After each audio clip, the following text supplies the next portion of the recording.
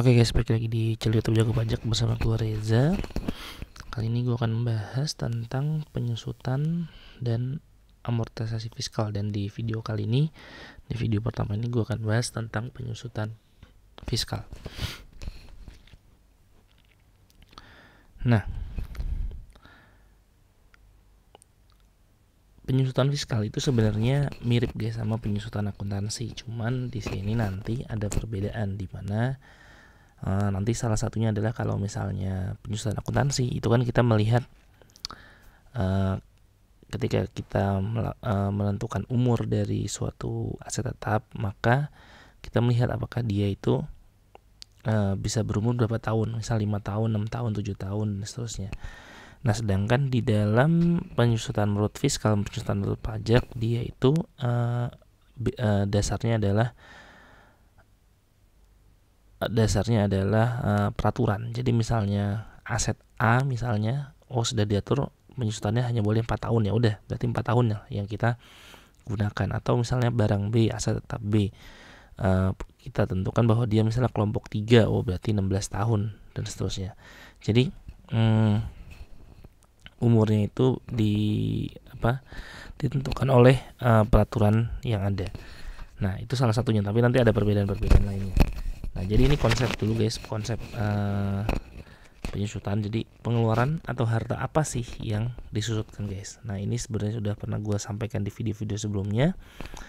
Jadi apabila ada pengeluaran untuk pembelian, ya, pendirian, penambahan, perbaikan atau perubahan harta berwujud. Jadi tidak hanya pembelian dan pendirian, tapi juga kalau ada penambahan, perbaikan dan perubahan harta berwujud yang dia ya masa manfaatnya itu lebih dari 1 tahun, dan dia itu dimiliki dan digunakan untuk mendapatkan, menagih dan memelihara penghasilan, maka dia bisa disusutkan ketika ya tadi ya syaratnya adalah masa manfaatnya lebih dari 1 tahun dan dimiliki dan digunakan untuk 3M penghasilan. Nah, ada yang dikecualikan guys, aset tetap yang dikecualikan dari penyusutan, yaitu adalah perolehan tanah. Ya, jadi kalau ada perolehan tanah yang berstatus hak milik, HGB, HGU dan hak pakai yang pertama kali ya tidak disusutkan kecuali nilainya berkurang, misalnya tanahnya untuk usaha genteng. Ya, contoh seperti itu. Nah, ketika tanahnya itu nilai bisa berkurang, maka dia boleh disusutkan. Nah, dalam hal ada biaya perpanjangan ya tanah, HGB, HGU dan hak pakai, ya makanya kalau pertama kali kan berarti pas beli pertama kali itu dia belum disusutkan. Tapi jika ada biaya perpanjangan HGB, HGU dan hak pakai, maka atas biaya perpanjangan tersebut dibebankan ya melalui mekanisme amortisasi seperti itu. Ya. Nah, kemudian dalam hal ada barang-barang kecil ya, misalnya seperti kalau di dalam contoh perusahaan-perusahaan yang berkaitan dengan part suatu mesin ya, atau perusahaan repair bengkel misalnya, bengkel apalagi bengkel pesawat misalnya, Garuda Maintenance misalnya contoh ya. Nah, itu kan toolnya sangat banyak ya, partnya itu sangat banyak. Nah, itu bisa disusutkan, tidak harus satu persatu ditentukan golongannya. Nanti golongan akan kita bahas nanti, tapi dia bisa disusutkan bersama-sama ya. Jadi misalnya golongan yang sama bisa disusutkan dengan kelompok yang sama seperti itu. Itu terkait dengan small tools. Nah, metode penyusutan yang diperbolehkan di dalam Undang-Undang PPH itu ada 2 guys. Nah, tapi 2 itu nanti tergantung jenis hartanya. Kalau dia bangunan, itu hanya 1 yang diperbolehkan, yaitu metode garis lurus. Tetapi kalau selain bangunan, ya yang diperbolehkan itu ada garis lurus dan saldo menurun. Nah, kalau garis lurus saldo menurun itu nanti akan gue rasa nggak perlu dibahas lebih mendalam ya. Nanti teman-teman bisa lihat video gue tentang akuntansi penyusutan.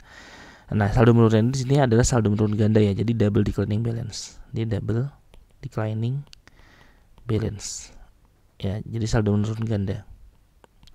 Ya, intinya sih kalau garis lurus itu berarti pembebanannya sama ya, dari tahun ke tahun sama. ya garis lurus. Sedangkan kalau double declining nanti dia di awal itu besar, nanti terakhir seiring berjalannya waktu akan menjadi lebih kecil penyusutannya. Seperti itu. Nanti akan kita bahas contohnya ya. Nah, penerapan metode penyusutan itu harus dilakukan secara taat asas. Ya, apa itu taat asas? Konsisten. Jadi nggak boleh berubah-ubah. Ya, ketika sekali dia udah menggunakan garis lurus atau saldo menurun, maka dia harus garis lurus atau saldo menurun terus. Kalau misal dia ingin berubah, itu harus izin. Ya, harus izin. Di KUP nanti bisa dilihat lagi. Kalau nggak salah izin Dirjen Pajak. Ya, kalau dia mau mengubah metode penyusutan. Nah, ini yang tadi gue bilang bahwa di dalam pajak masa manfaat suatu aset itu sudah diatur berdasarkan kelompoknya.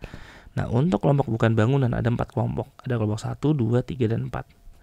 Kelompok 1 itu umurnya 4 tahun, kelompok 2 umurnya 8 tahun, kelompok 3 umurnya 16 tahun, kelompok 4 umurnya 20 tahun. Sehingga kalau garis lurus, kalau dia 4 tahun, berarti per tahunnya adalah 25%, gitu ya. Kalau 8 tahun 12,5%, 16 tahun 5,5%, dan 20 tahun adalah 5% dari nilai perolehan, gitu ya, dari harga perolehan aset tersebut. Nah, sedangkan kalau saldo menurun, nah ini makanya gue bilang nih saldo menurun ganda dikali 2 guys, seperti akuntansi ya, dikali 2. Ya, semua dikali 2, tapi dikali 2 ini bukan dari harga perolehan, tapi dari nilai buku. Ya. Sedangkan kalau yang garis lurus ini persentase dikali dengan harga perolehan. Gitu ya. Kalau ini dari nilai buku. Ini perlu dipahami guys. Nanti akan ada contohnya ya. Nah, sedangkan untuk bangunan ya itu dibagi 2 kelompok, ada bangunan permanen dan tidak permanen. Kalau permanen dia masa manfaatnya adalah 20 tahun, sedangkan yang tidak permanen masa manfaatnya adalah 10 tahun. Sehingga penyusutannya per tahun kalau garis lurus adalah 5% ya untuk 20 tahun dan 10% untuk yang 10 tahun. Nah, sedangkan saldo menurun tidak diperbolehkan untuk jenis bangunan. Untuk kelompok bangunan. Nah, penentuan kelompok harta berwujud ya, bukan bangunan. Yang bukan bangunan itu nanti ditetapkan dalam PMK 96 tahun 2009. Nah, ini nanti ada ini guys, ini kelompoknya. Nanti ini bisa dibaca aja di PMK-nya ya, di PMK 96 tahun 2009. Nah, pertanyaannya adalah bagaimana guys jika ada suatu aset tetap? Kan aset tetap tuh banyak ya. Yang mungkin ada yang tidak tercantum dalam kelompok harta pada PMK 96 tahun 2009. Maka jika memang tidak ada, maka harus memakai kelompok 3 atau ditetapkan oleh Direktur Jenderal Pajak, tentu pakai mekanisme pemeriksaan. Ya. Nah, wajib pajak dapat memperoleh penetapan masa manfaat atau jenis-jenis harta berwujud bukan bangunan sesuai dengan masa manfaat yang sesungguhnya. Nah, untuk memperoleh penetapan, wajib pajak harus mengajukan permohonan kepada Direktur Jenderal Pajak dengan menunjukkan masa manfaat yang sesungguhnya dari jenis-jenis harta berwujud bukan bangunan. Nah, dalam hal permohonan tadi ya untuk ditetapkan masa manfaatnya itu ditolak ya, dalam hal permohonan ditolak, maka wajib pajak menggunakan masa manfaat kelompok 3. Jadi defaultnya adalah kelompok 3 yaitu 16 tahun. Ya, masa manfaat dari aset tersebut. Gitu. Nah, ini tadi ya kelompok-kelompoknya. Dia jadi dibagi per jenis usaha dan jenis harta. Ya, jadi ada jenis usaha dan jenis harta. Nanti ini teman-teman bisa lihat ya nanti di PMK 96 tahun 2009.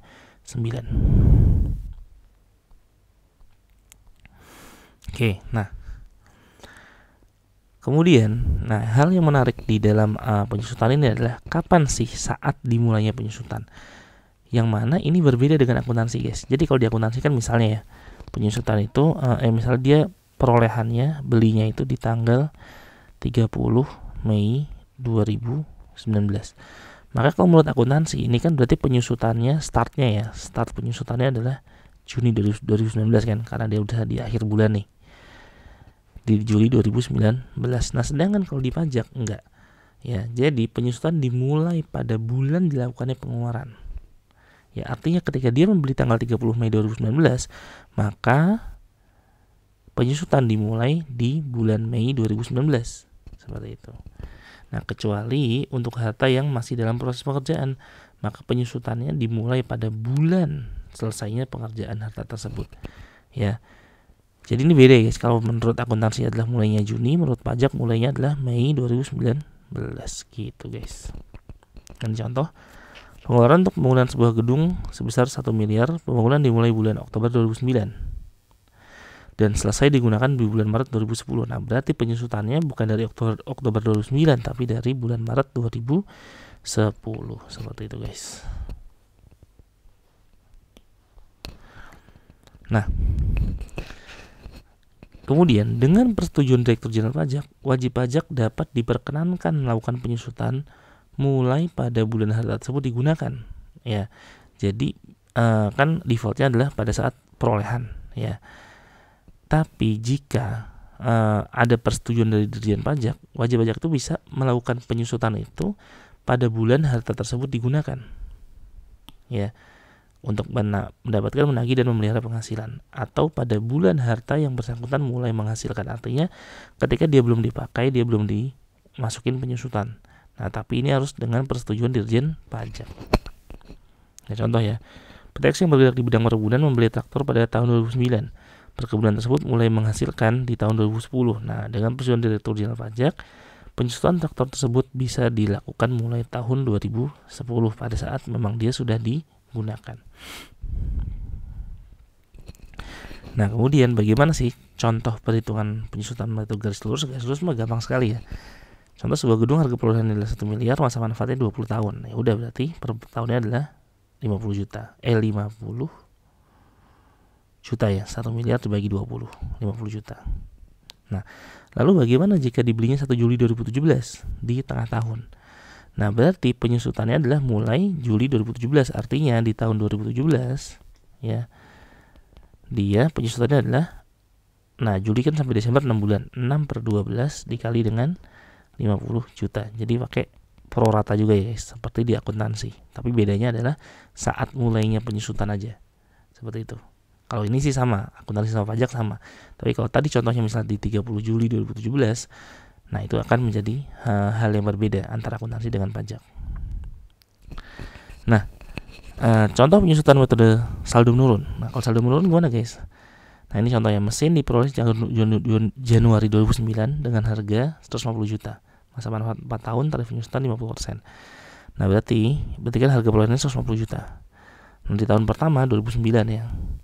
Berarti 50% dikali ini, berarti penyusutannya adalah 75. Sehingga nilai sisa bukunya adalah 75. Nah, tahun kedua ya 2010 50%-nya bukan dihitung dari sini lagi, tetapi dari nilai bukunya. Sehingga di sini tinggal 37.500. Ya, penyusutan 37.500 dan nilai sisa bukunya adalah 75 juta dikurangi dengan 37.500. Hasilnya adalah 37.500. Jelas ya guys. Nah, kemudian tahun ketiga 37.500 dikali 50% lagi 18.750 gitu ya. Kemudian sisanya adalah 3.500 dikurangi dengan 18.750, jadi 18.750. Nah, baru terakhir tahun 2012 Nah, kalau dia di tahun terakhir, ya tahun terakhir itu disusutkan sekaligus, bukan menggunakan tarif ini lagi. Nah, kenapa? Karena kalau misal 50% terus, tentu nggak akan habis nih. 50% kan berarti 9.375, 9.375 dan terus-terusan. Nah, kalau di aturannya adalah kalau di tahun terakhir dia akan disusutkan sekaligus. Berarti semuanya 18.750 disusutkan semua sehingga nilai sisa bukunya menjadi 0 gitu guys ya. Nah, lalu bagaimana jika mesin tersebut tidak dibeli pada awal tahun tapi dibeli bulan Juli tahun 2009 ya, dengan harga perolehan 100 juta. Nah, kita lihat di sini. Berarti kan pertama kali disusutkan tahun 2009. Nah, berarti 100 juta dikali 50% dikali setengah. Ya, karena di tahun 2009 dia cuma setengah. Oh, berarti penyusutannya 25. Sehingga nilai sisa bukunya adalah 75 juta. Nah, baru setelah itu kali 50%, 37.500, 3.500 gitu kan. Kali 50%, 18.750, ini kurang ini, 18.750, 18.750 kali 50%, 9.375. Sisanya adalah 9.375. Nah, di sini guys yang perlu diperhatikan adalah meskipun dia dibeli tahun 2009, bukan berarti penyusutannya berhenti tahun 2012. Kenapa? Karena kan dia dibelinya di Juli 2009. Berarti penyusutan ini kalau 4 tahun ya, itu harus sampai Juni 2013. Artinya waktu dia di tahun 2012 belum harus diskaliguskan. Ya, belum diskaliguskan. Ya, meskipun kalau 2009 kan kalau dari awal tahun harusnya 2012 sudah sekaligus seperti contoh sebelumnya ini. Tapi karena ini contohnya dari Juli, maka penyusutannya berakhir di Juni 2013. Berarti yang diskaliguskan penyusutannya adalah di tahun 2013. Ya, di sini baru 9375 diskaliguskan, dari nilai sisa bukunya disusutkan sekaligus, seperti itu guys. Jelas ya? Nah, lalu bagaimana jika wajib pajak melakukan revaluasi aktiva tetap? Nah, jika wajib pajak melakukan revaluasi aktiva tetap, maka penilaian kembali aktiva itu dilakukan berdasarkan ketentuan pasal 19. Ya. Sorry. Ini peraturan penilaian kembali aktiva atau revaluasi ini itu didasarkan pada pasal 19. Nah, lalu bagaimana dasar penyusutannya? Ya, atas harta setelah revaluasi, maka dasar penyusutannya adalah menggunakan nilai setelah dilakukan penilaian kembali aktiva. Berarti setelah direvaluasi, ya, maka dasar dari penyusutannya adalah nilai setelah direvaluasi. Jelas ya guys? Nah, kemudian umurnya bagaimana? Nah, kalau umurnya setelah direvaluasi dia start dari nol lagi. Ya. Jadi kembali disusutkan dari awal kembali. Ya, bukan meneruskan tahun-tahun sebelumnya, tapi disusutkan kembali dari awal. Jelas ya guys? Nah, ini perlu diperhatikan. Ya, ketika misalnya mulai dalam 4 tahun, ya udah berarti dia dianggap seperti dari tahun ke-0 lagi penyusutannya, seperti itu. Oke, kira-kira itu aja yang gue bisa sampaikan di video gue tentang penyusutan. Nanti akan gue lanjutkan di amortisasi fiskal. Jangan lupa belajar terus. Bye bye.